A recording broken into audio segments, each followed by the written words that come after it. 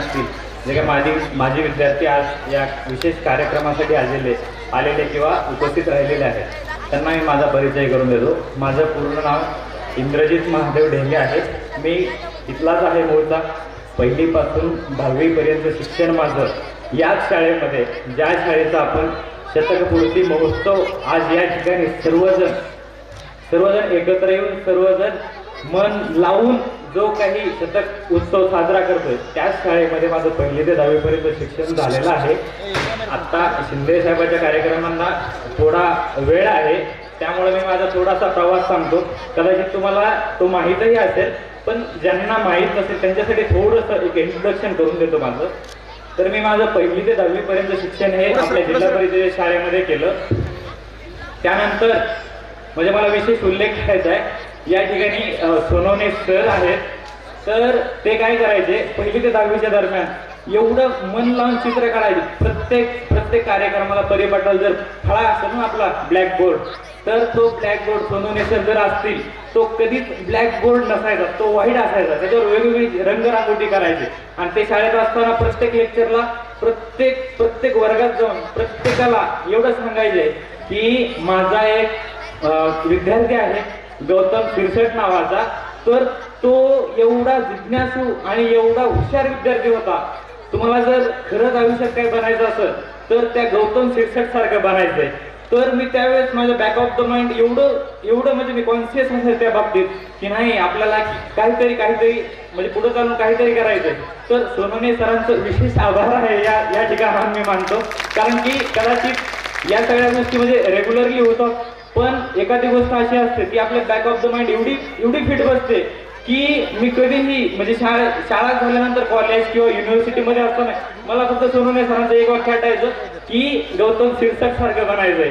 तर गौतम सिरसट सारखं पोस्ट किंवा तसं नाही, पण एक जिज्ञासू विद्यार्थी, हुशार विद्यार्थी असं बनायचं. तेव्हापासून या ठिकाणी या मंचावर मी सोनवणे सरांचे खूप खूप आभार मानतो. आज या ठिकाणी विशेष उपस्थित आहेत. सकाळी 7 वाजल्यापासून ते या ठिकाणी आहेत. त्यांच्या चरणी नतमस्तक होतो मी.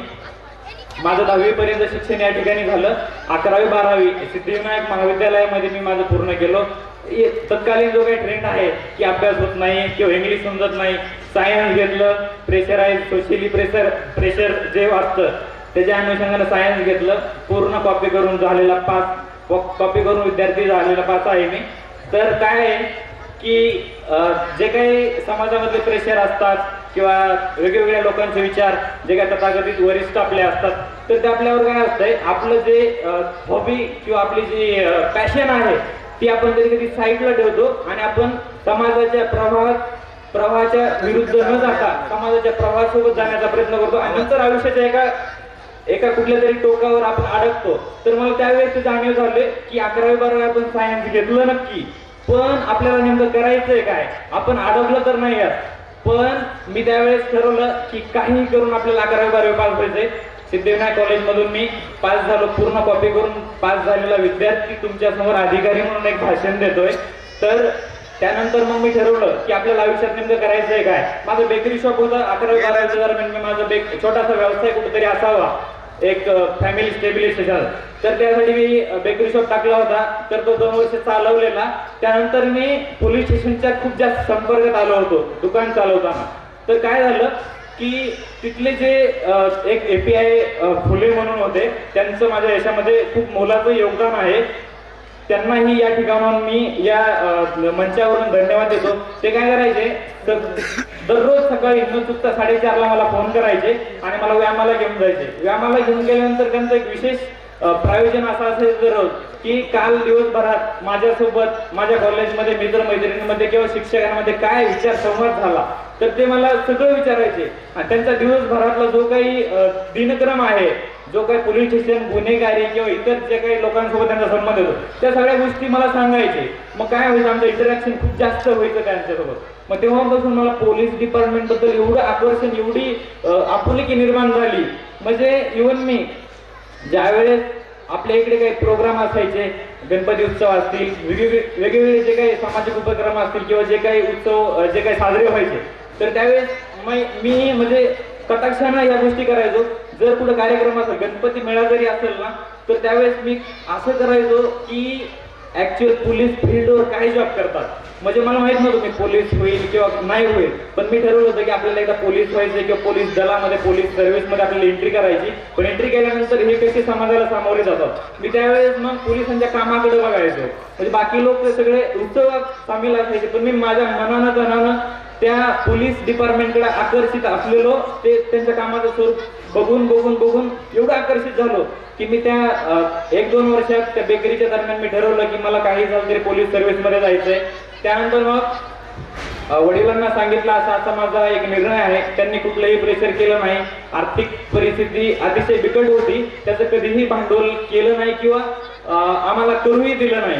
तर मी एका क्षणात त्यांनी मला मान्य केलं की बेकरी शॉप बंद करा आणि तुम्ही शिक्षणाला जायचं. तर मग मी 11वी-12वी जे सायन्स करून मी चूक केली होती, जे मला आवडत नाही किंवा माझं क्षेत्रही नाही, तर त्यावेळेस मग मी कटाक्षानं ते टाळलं की दुसऱ्याचं कोणाचं ऐकण्यापेक्षा मोठ्या भावाचं. तर मोठ्या भावाने मला त्यावेळेस सांगितलं होतं आपल्याला जर सिव्हिल सर्व्हिसेस जर करायचं असेल तर आपल्याला जे सिव्हिल सर्व्हिसेसला जे विषय आहेत तेच तू ग्रॅज्युएशनच्या दरम्यान सुद्धा घेतले पाहिजे. मग मी बलभीम कॉलेजमध्ये गेल्यानंतर कटाक्षानं तेच विषय घेतले जे की मला सिव्हिल सर्व्हिसमध्ये पुढे कामाला येतील. अशा तऱ्हेने मी माझं ग्रॅज्युएशन कंप्लीट केलं. आणि मी फक्त 12वी झाल्यानंतर एक ठरवलं होतं की आयुष्यात पोलीस हो काय काय कुठल्या क्षेत्रातही जाता येईल, पण यानंतर आयुष्यात कधीही कॉपी नावाचा प्रकार करायचा नाही. 10 वेळा नापास झालं तरी चालेल, पण याच्यानंतर कॉपी अजिबात करायची नाही. मी बलभीम कॉलेजमध्ये माझं 2017ला ग्रॅज्युएट झालो. तर मी इकॉनॉमिक्सच्या विषयामध्ये विदाऊट कॉपी करून युनिव्हर्सिटीचा गोल्ड मेडलिस्ट आहे, बामोरी युनिव्हर्सिटीचा. म्हणजे मला यातून एक सांगायचं की आपण एखादी गोष्ट जर ठरवली जी आपल्याला पेलणार नाही हे मान्य असताना सुद्धा जर ठरवली आणि त्या गोष्टीकडे जर आपण पूर्ण अट्रॅक्ट झालो किंवा एवढं मनातून त्याला मन लावून जर काम केलं तर त्या गोष्टी सिद्ध होतात किंवा त्या गोष्टी सत्यात उतरतात. हे मला त्या ठिकाणी जाणवलं. मग त्यानंतर मी 2017ला प्रॉपर ग्रॅज्युएशन झाल्यानंतर प्रिपरेशनला स्टार्ट केलं. पुण्यात गेलो. मोठा भाऊ ऑलरेडी एका कोचिंगवर टीचिंग करत असल्यामुळे मला एकदम म्हणजे घरचं मार्गदर्शन लावलं. मला त्याच्याकडे जायची काही गरज नव्हती. मग मला एकदम प्रॉपर 2018ला मी जानेवारीमध्ये पुण्यात गेलो होतो. मग त्याने ऍक्च्युअल मला काय करायचं, कुठले बुक वाचायचे, केवढा अभ्यास करायचा, अभ्यासाची स्ट्रॅटेजी काय असली पाहिजे, या सगळ्या गोष्टी मला त्या ठिकाणी पुण्यात गेल्यानंतर त्याने सगळ्या मला दिल्या. मला विशेष म्हणजे सांगायचं की मी एवढा अभ्यासात इन्व्हॉल्व झालो होतो. त्याने माझी एवढी व्यवस्था लावली होती. मी 4 जानेवारी 2018ला पुण्यामध्ये पोहोचलो. तर त्यांनी 4 जानेवारी 2018 पुण्यात गेल्यानंतर त्या ठिकाणी मला ऑलरेडी एवढी सुविधा लावून दिली होती की मी सकाळी 6ला पुण्यात पोहोचलो आणि 10 वाजता तिथल्या लायब्ररीमध्ये जाऊन अभ्यास करत होतो. म्हणजे रूम, मेस, मित्र सगळं सेट होतं. मला फक्त अभ्यास करायचा होता. म्हणजे इकडे आई वडील एवढं काम करतात दिवसभर. आता सगळ्यांनाच माहिती एवढं रानात राबावं लागतं. दुपारी मला चांगलं आठवतंय जेवल्यानंतर आपण झोपत सुद्धा नाही, डायरेक्ट तिथं जाऊन कामाला लागतो लगेच. माझ्या फक्त एक मनात होतं की आई वडील जर एवढं काम करतात तर एसी मध्ये बसून फॅन, लाईट, सगळं चेअर, व्यवस्थित टेबल वगैरे असा फक्त आपल्याला अभ्यास करायचा आहे, वेगळं काहीच नाही करायचंय. मग माझ्या तेवढंच डोक्यात होतं की आपल्याला फक्त तुफान अभ्यास करायचा आहे. मग त्या ठिकाणी मी गेलो. पॅरलली माझं पुणे विद्यापीठामध्ये इकॉनॉमिक्स मध्ये पोस्ट ग्रॅज्युएशन सुद्धा चालू होतं. मग मी काय केलं, 4 महिन्याचा एकदम प्रॉपर प्लॅन त्याच्याकडून करून घेतलेला होता. तर त्या प्लॅन मधून एका 2 महिन्याच्या अंतरानं मला वाटतं मे-जून मध्ये एक परीक्षा होती. ती पहिल्या प्रयत्नात मी पास झालो होतो. म्हणजे मला त्यावेळेस अजूनही एक जाणवलं की जर तुझं प्लॅनिंग जर असेल, एकदम प्रॉपर जर इम्प्लिमेंटेशन जर त्याचं झालं तर किती इफेक्टिव्ह गोष्टी रिझल्ट देतात किंवा आउटकम त्याचा खूप चांगला असतो ते त्या ठिकाणी समजलं. मेन्स परीक्षा नापास झालो. पुन्हा नवीन प्रयत्नानं पूर्व परीक्षा, मुख्य परीक्षा आणि फिजिकल पर्यंत गेलो. 2000 कोविडच्या कारणानं मला थोडासा वेळ लागला. साधारणतः 2-3 वर्ष मी फिजिकल प्रॅक्टिस करत होतो. बऱ्याचशा इंजुरी वगैरे झाल्या, बरेच प्रॉब्लेम आले. दर महिन्याला जो 7-8 हजार खर्च यायचा पुण्यात, तो फिजिकलच्या दरम्यान मला 15,000 रुपये खर्च यायचा. म्हणजे मला एवढं सांगायचं की वडिलांनी मला कुठलीच गोष्ट कमी पडू दिली नाही. म्हणजे इव्हन बाकीचे मुलं माझ्यासोबतचे जरा श्रीमंत घरातले होते, तर मी 800 रुपयाचा सेगा नावाचा एक शूज वापरायचो. तर मी पप्पाला सहज सांगितलं की माझा पाय जरा दुखतो. ते म्हणले काय दुखतोय, तर मी सांगितलं त्यांना की बाबा नाही का थोडासा शूजचा प्रॉब्लेम आहे.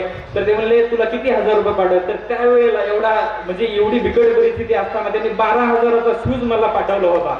म्हणजे मला या ठिकाणी अजून एक जे काही इकडे आई आहे तिकडे वडील आहेत सगळ्यांचे, तर त्यांना या ठिकाणी मला अजून एक सांगायचं आहे की आपला जर मुलगा मनापासून जर व्यवस्थित अभ्यास करत असेल, त्याचं एखादं ध्येय ठरवलेलं असेल, त्या प्रति त्याची एकनिष्ठता असेल, तर तुम्ही आहे ना, तुम्ही एवढा सपोर्ट करा, एवढा सपोर्ट करा. कारण की तुम्ही जर सपोर्ट नाही केला, बाकी कोणाच्या सपोर्टची काहीही गरज नसते.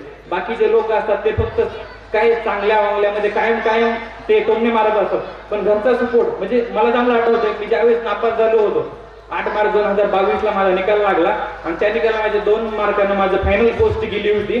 तर त्यावेळेस दुसऱ्या दिवशी म्हणजे मला पप्पांनी पार्टी करायला पैसे पाठवले होते. एखाद्याचे वडील म्हटले असते, अरे यार आपला रिझल्ट गेला, आता कसं काय करणार, पुढचं काहीच माहित नाही.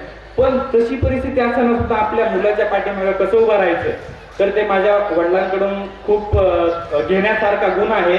आणि एक म्हणजे कठीण परिस्थितीमध्ये न डगता कुठलीही परिस्थिती आली तर त्याला कुठल्याही अडथळ्याला सामोरे कसं जायचं, हा गुण मी माझ्या वडिलांकडून घेतलेला आहे.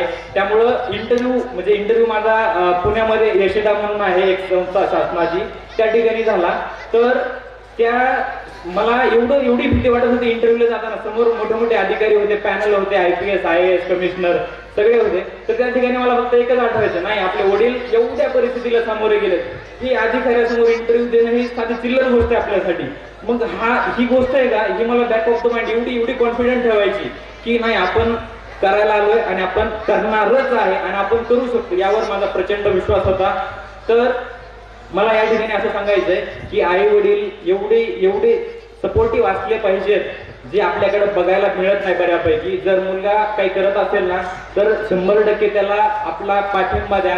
इव्हन शेत विकायला लागलं तरीही शेत विकलं तरी चालेल, पण मुलगा आणि मुलगी शिकली पाहिजे. कारण की शिक्षण असल्याशिवाय समाजात कसं वावरायचं, कोणाशी कसं बोलायचं, संवाद कसा ठेवायचा, या गोष्टीचा जर अभाव असेल तर जगणं मुश्किल होतं. सध्याचं जग तसं जागतिकीकरणाचं युग आहे, त्यामुळे शिक्षणाला एवढं जास्त महत्व आलेलं आहे. त्यामुळं जे कोण म्हणत असतील की शेत नाही, हे नाही, ते नाही, असं काहीही नाही. मुधोळ मॅडम सकाळीच बोलल्या की प्रॉपर जर प्लॅन असेल, हे असेल, सगळ्या गोष्टी एकदम क्षुल्लक असतात तुमच्या समोर. कुठलीच गोष्ट तुम्हाला अडथळा म्हणून समोर येत नाही. दुसरी गोष्ट अशी की मी पुण्यात माझी परिस्थिती नसताना गेलो होतो, त्यावेळेस वडील आणि मोठा भाऊ आहे. मोठा भाऊ माझा युनिक अकॅडमी येथे टीचिंग करतो सिव्हिल सर्व्हिसेसच्या संदर्भात आणि अभ्यासही करतो. तर त्यावेळेस मोठा भाऊ म्हणून एक पाठीराखा म्हणून जे काही सपोर्ट लागतो तो त्यांना खूप मोठ्या प्रमाणात आणि खूप चांगल्या म्हणजे इकॉनॉमिकली सपोर्ट तर कुणाचाही ऐन वेळेला परिस्थिती बघून कुणीही करू शकतं, पण मेंटली जो सपोर्ट असतो तो एकदम जवळचे लोक करतात, ज्यांना आपल्याबद्दल आपुलकी जिव्हाळा असतो. या गोष्टी खूप मॅटर करतात. आणि दुसरी गोष्ट अशी की शाळेच्या संदर्भात मला सांगायची आहे. आम्ही गणेश इंगोले वगैरे सर्वांसोबत माझं बोलणं झालं होतं की आपल्या शाळेचे विद्यार्थी एवढी 100 वर्षे शतक पूर्ती झाली आहे, तरीही आपल्या शाळेचे विद्यार्थी विविध क्षेत्रात आहेत, पण तरीही प्रशासन किंवा विविध सिव्हिल सर्व्हिसेस मध्ये खूप आपला टक्का कमी आहे. इंजिनियर, डॉक्टर, IIT वगैरे आहेतच, पण या क्षेत्रात खूप टक्का कमी आहे. तर मग आम्ही बोलताना असं बोललो की 8वी 9वी 10वीचे थोडेसे विद्यार्थी मॅच्युअर असतात इतरांच्या प्रमाणात. त्यांना 8वी 9वी 10वीच्या ठिकाणी जर चांगल्या प्रकारचं विविध क्षेत्राचं जर मार्गदर्शन लाभलं तर किती चांगल्या प्रकारे रिझल्ट येऊ शकतो. त्यामुळे आता 2-3 दिवसापूर्वी माझा मित्र एक BDO विशाल नवले म्हणून आहे, त्याला मी शाळेला भेट देण्यासाठी आणलं होतं. तर त्यावेळेस आमचं असं झालं की 8वी 9वी 10वीच्या विद्यार्थ्यांसाठी आपण एक लेक्चर सिरीज चालू करावी. प्रशासनातले विविध अधिकाऱ्यांचे अनुभव आणि जे काही अनुभव कथन आहे विविध प्रशासनाबद्दल त्यांना माहिती करून प्रायमरी लेवलची माहिती असावी. कुठल्या क्षेत्रामध्ये कुठला अधिकारी आहे, अधिकाऱ्याच्या कामाचं स्वरूप कसं आहे, या सगळ्या गोष्टी म्हणजे किती इम्पॅक्ट करू शकतात, या सगळ्या गोष्टीवर आमचं बोलणं झालं. त्यामुळे आम्ही मुख्याध्यापक साहेबांना बोलणार आहे याबद्दल. आणि नक्कीच यानंतर जी सिरीज चालू होईल 1 किंवा 2 महिन्यानंतर एक अधिकारी असा आम्ही शाळेत उपक्रम राबवणार आहे. वेळोवेळी जे काही अधिकारी येतील त्या संदर्भात प्रशासन, पोलीस प्रशासन, महसूल प्रशासन किंवा ग्राम प्रशासन या सर्व क्षेत्रातले आम्ही अधिकारी आणणार आहोत. आपल्या शाळेतल्या विशेषतः पालकांनी आपल्या विद्यार्थ्यांना थोडंसं त्याबद्दलही जागृत करावं की असं आहे किंवा असा उपक्रम आहे, या उपक्रमात आपण 100% सामील व्हावं. या सगळ्या गोष्टी आपण 100% प्रयत्न करणार आहोत. यातून जर खूप चांगलं जर आउटकम आलं तर इनपुट आम्ही कितीही द्यायला तयार आहोत. कारण की माझ्यासोबत म्हणजे आजूबाजूचं ॲटमॉस्फिअर किती मॅटर करतं त्याचं उदाहरण सांगतो. मी पुण्यात गेल्यानंतर माझा फ्लॅट होता, तर फ्लॅटमध्ये आम्ही 6 जण राहायला होतो सध्या. तर 6 जणांपैकी म्हणजे काही जण क्लास 2 साठी आले होते, काही जण क्लास 1 साठी, काही जण इव्हन पोलीस कॉन्स्टेबल होण्यासाठी आले होते. पण ॲटमॉस्फिअर एवढं मॅटर करतं की आत्ता 4 जुलै 2023 रोजी जो निकाल लागला त्या निकालामध्ये आमच्या रूम मधले 6 पैकी 5 जण आम्ही पोलीस उपनिरीक्षक या पदासाठी निवड झालोय. म्हणजे एवढं ॲटमॉस्फिअर तुमच्यावर इम्पॅक्ट करून जातं याचं ताजं उदाहरण हे आहे. त्यामुळे जर शाळेमध्ये पण हळूहळू जर तसं वातावरण निर्माण झालं, तशी जनजागृती झाली, तर आपल्या या शाळेतून सुद्धा विविध आज दीपा मुधोळ मॅडम होत्या त्यासारख्या आपल्या या मुली ज्या बसलेल्या आहेत त्यातून सुद्धा दीपा मुधोळ मॅडम सारख्या विद्यार्थी घडू शकतात याचा आपण 100% यासाठी आपण प्रयत्न करणार आहोत. दुसरी अशी गोष्ट की शाळेसंदर्भात सांगायची तर 10वी पर्यंत शिक्षण हा तुमचा एवढा मजबूत पाया करतं की 10वी पर्यंत शिक्षण एवढं व्यवस्थित करायचं असं ते मला MPSCचा अभ्यास करताना समजलं. आतापर्यंत आम्ही कॉपी करायचो 10वी पर्यंत, तर तिथे गेल्यानंतर कळलं अरे यार आपण आता MPSCचा अभ्यास करतोय, आपण उपजिल्हाधिकारी DYSP होणार आहे आणि आपण सध्या काय वाचतो तर 4थीचा भूगोल वाचतोय. का तर आपलं फाउंडेशन तेवढं क्लिअर नाही किंवा तेवढा आपला बेस पक्का नाही. त्यामुळे मला पालकांना बी विनंती करायची, विद्यार्थी तर नाही आहे सध्या प्रायमरी लेवलचे सगळे, तर पालकांना ही अशी विनंती करायची त्यांनी आहे ना त्यांच्या विद्यार्थ्याकडे थोडंसं म्हणजे जेवढं होईल तेवढं. सगळे शेतकरी आहेत बऱ्यापैकी, काही जण शिकलेले असतील, शिकलेले नसतील. जे शिकलेले असतील त्यांनी तर विशेष लक्ष द्यावं, जे शिकलेले नसतील त्यांनी थोडासा का होईना थोडासा आपल्या विद्यार्थ्यावर किंवा आपल्या मुला मुलीवर थोडासा जे काही दररोजचा दररोज रुटीन असतो त्यामध्ये थोडीशी सवय लावून घ्या की आपला मुलगा नेमका काय करतो, आपला मुलगा कुठल्या मुलांमध्ये असतो, आपला मुलगा कुठे फिरतो, शाळेचा टायमिंग काय असतो. कारण हे काय असतं आपण जेवढं फ्रीडम द्यायचं असतं तेवढं दिलं पाहिजे, त्यात काही दुमत नाहीये. पण ज्यावेळेस आपण हे विचारणं सोडून देतो, मला चांगलं आठवतं मी 10वी पर्यंत माझे पप्पा आमच्या घरासमोर हॉटेल आहे बिअर बारचं मॅनेजर म्हणून काम करायचे. तर शाळा सुटली आमची 5 वाजता शाळा सुटायची, तर 5:30 पर्यंत जर मी नाही आलो तर ते मला मारायचे डायरेक्ट. म्हणजे कुठं होता काय होता, शाळा कधी सुटली काय. सकाळी 12ला शाळा असायची, बरोबर 11:30 वाजता आम्ही शेतामधून यायचो सायकलवर आणि नंतर 12 वाजता शाळेत जायचो. तर काय असतंय हे या गोष्टी त्यावेळी आपल्याला वाईट वाटतं विद्यार्थ्यांना सुद्धा की आपल्यावर पॅरेंट्स एवढे प्रेशर करतायत, आपल्याला बळजबरीनं करतात. पण त्या गोष्टी त्यावेळी थोड्याशा गरजेच्या असतात, त्या आपल्याला आयुष्यात पुढच्या वळणावर लक्षात येतात. त्यामुळे पालकांना माझी विनंती आहे की थोडंसं का होईना आपल्या मुलावर पाल्यावर थोडंसं लक्ष द्यावं. कारण की 10वी पर्यंत शिक्षण एवढा मजबूत पाया आहे, त्याच्यावर तुम्ही कुठलीही इमारत कशाही स्वरूपाची म्हणतो तुम्ही बांधू शकता. मग ती कशाही स्वरूपाची म्हणजे महसूल असेल किंवा civil services, UPSC MPSC, doctor, IIT, परत आर्किटेक्चर वगैरे या सगळ्या क्षेत्रामध्ये. कारण की आपल्यासमोर उदाहरण आहे तो आपल्या शाळेचा विद्यार्थी धनंजय ठोकरे अतिशय कठीण परिस्थितीतून परिश्रम करून त्या पदापर्यंत पोहोचला. आज तो मेडिकल ऑफिसर म्हणून शेवगाव येथे आहे. आपल्यासमोर दुसरे उदाहरण म्हणजे आपले अण्णा पत्रकार, एवढ्या मोठ्या पोझिशनवर आणि एवढी चांगली पत्रकारिता क्षेत्रात एवढं नाव कमावलं आहे त्यांनी. या गोष्टी सगळ्या शाळेतल्या शिक्षणावर फाउंडेशनवर सगळ्या बेस असतात. त्यामुळं मला सगळ्यांना कळकळीची विनंती आहे की आपल्या विद्यार्थ्यांवर आपल्या पल्ल्यावर विशेष लक्ष द्यावं. दुसरी गोष्ट या ठिकाणी मी बऱ्याचदा बाहेरही बोललो मनोज भाईंना, तर ज्या काही विद्यार्थ्यांना म्हणजे आर्थिक मदतीच्या संदर्भात मी एवढा मोठा नाहीये, पण ज्या विद्यार्थ्यांना अभ्यास इथून पुढे 10वी नंतर ज्या काही क्षेत्रात जाऊन अभ्यास करायचा असेल, फॉर एक्झाम्पल सिव्हिल क्षेत्रात, तर त्यांना माझ्या परीनं जेवढं होईल तेवढं मी मार्गदर्शन करण्याचा खूप मनापासून प्रयत्न करणार आहे. आणि मी धनंजयला सुद्धा बोललो होतो ज्या विद्यार्थ्यांना नीट करायचे आहे, नीटमधून ज्यांना MBBS किंवा इतर BAMS BHMS या ठिकाणी करिअर करायचं आहे, त्या ठिकाणी आपला एकदम हक्काचा माणूस धनंजय कधीही आपल्याला अवेलेबल आहे. त्याला कधीही फोन करा. जे नीटचा अभ्यास करतात स्पेशली त्यांनी त्याच्याशी कॉन्टॅक्ट केला पाहिजे. ज्याला सिव्हिल सर्व्हिस करायचं त्यांनी माझ्याशी कॉन्टॅक्ट करायला पाहिजे.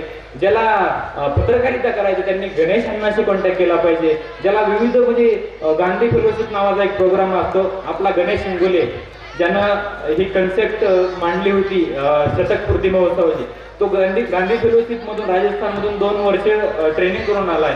ती करणी क्षेत्र विविध विविध विविध असे खूप डायव्हर्स क्षेत्र आहेत. डायव्हर्स क्षेत्रातले लोक आहेत आपल्याकडं एवढं मोठं महसूल प्रशासनाची पूर्ण यंत्रणा आहे. एखाद्याला तलाठी व्हायचं असेल, तुम्ही जा बिंदास तलाठ्याच्या ऑफिसमध्ये, त्याला विचारा की तुम्ही या पदावर कसे आलात किंवा तुमच्या पदाचं स्वरूप काय असतं, तुमच्या कार्याचं स्वरूप काय असतं. आपल्याकडे एवढं मोठं पोलीस स्टेशन आहे.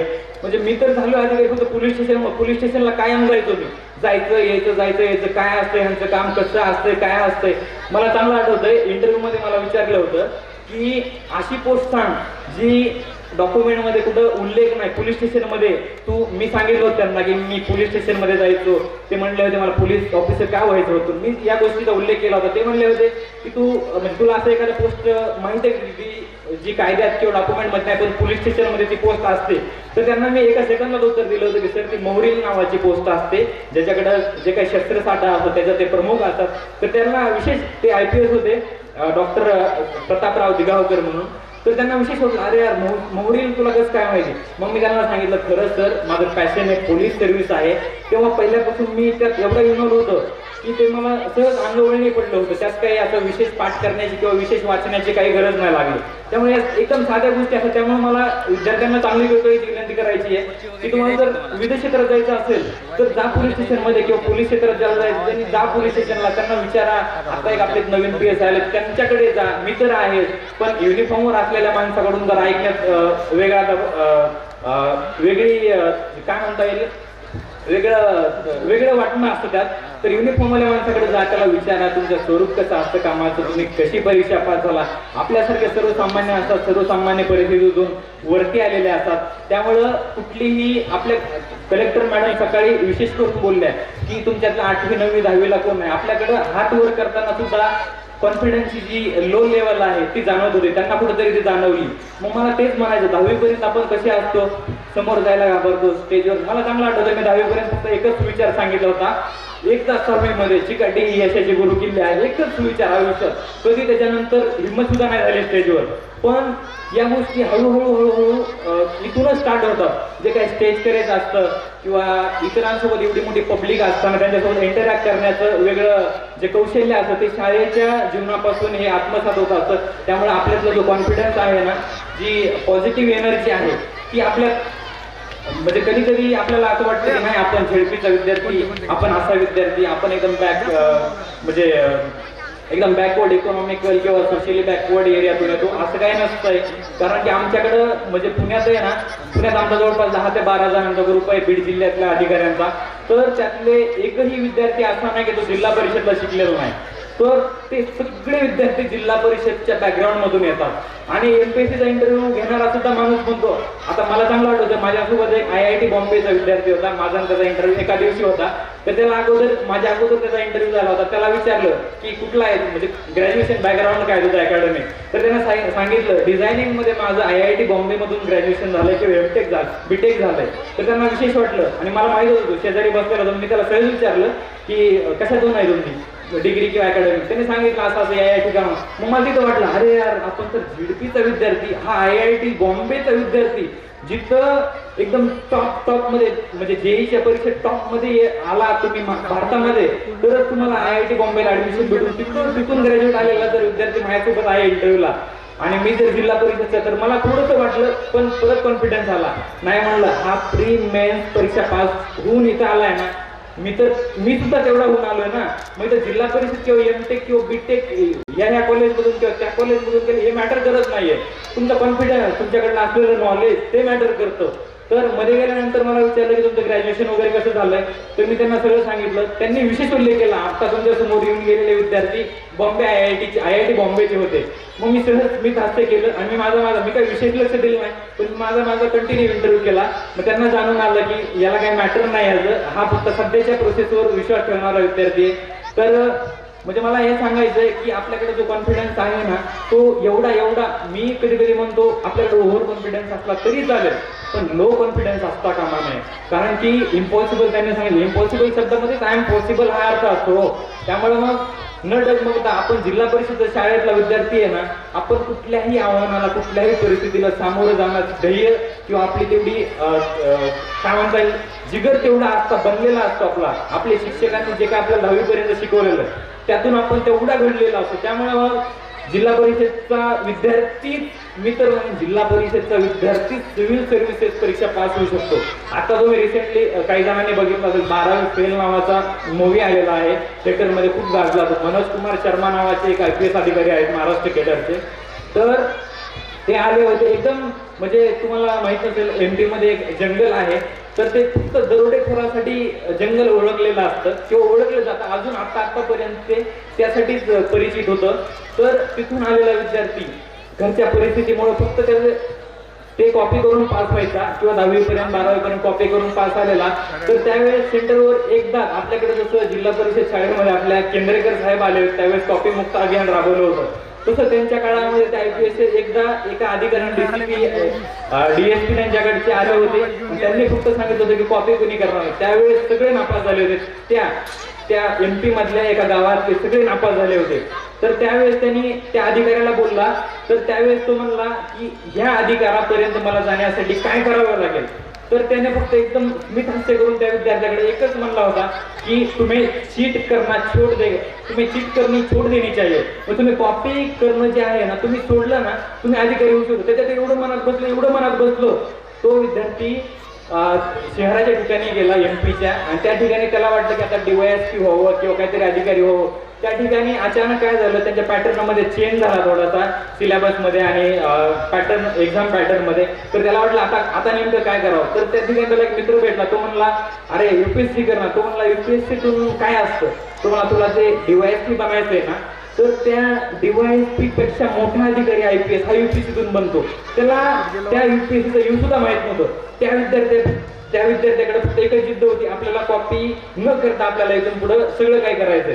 तर त्यावेळेस तो दिल्लीला आला आणि UPSC मध्ये 6 अटेम्प्ट असतात जनरल कॅटेगरीसाठी. 6 अटेम्प्ट होईपर्यंत तुम्ही UPSC देऊ शकता. तर त्यानं 5 अटेम्प्ट पर्यंत दिला आणि शेवटचा अटेम्प्ट राहिला होता. तर त्याच्या मनात एवढी जिद्द होती 12वी नापास झालेला विद्यार्थी, त्याच्या मनात एवढं होतं की आपल्याला IPS ऑफिसर बनायचं. आता कुठलंच काहीच नाही.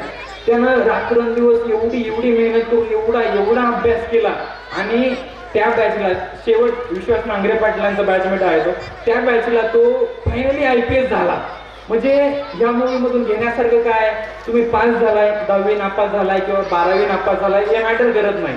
सिव्हिल सर्व्हिस मध्ये पास होण्यासाठी तुम्हाला फक्त एकच क्रायटेरिया आहे, तो म्हणजे 35% तुम्हाला मार्क्स म्हणजे तुमच्या त्या 10वी 12वीला पडले पाहिजे. तुम्ही सर्वसाधारण पास झालेला विद्यार्थी पाहिजे. याला दुसरी कुठलीच अट नाही, फक्त एकच अट आहे, तुम्ही 10-12 तास अभ्यास केला पाहिजे. एवढीच अट आहे. पुस्तकं समोर असतात, सगळ्या गोष्टी समोर असतात, काहीच नाही. मी तुम्हाला मागे सांगितल्याप्रमाणे आई वडील जेवढं कष्ट करतात शेतामध्ये त्याच्या अर्धा जरी अभ्यास केला ना आपण, तर आपण IPS ऑफिसर सहज IPS नाही प्रत्येक क्षेत्रामध्ये आपण आपला वेगळा ठसा उमटू शकतो. हे या ठिकाणी मला त्या पिक्चरच्या माध्यमातून ही गोष्ट सांगायची आहे.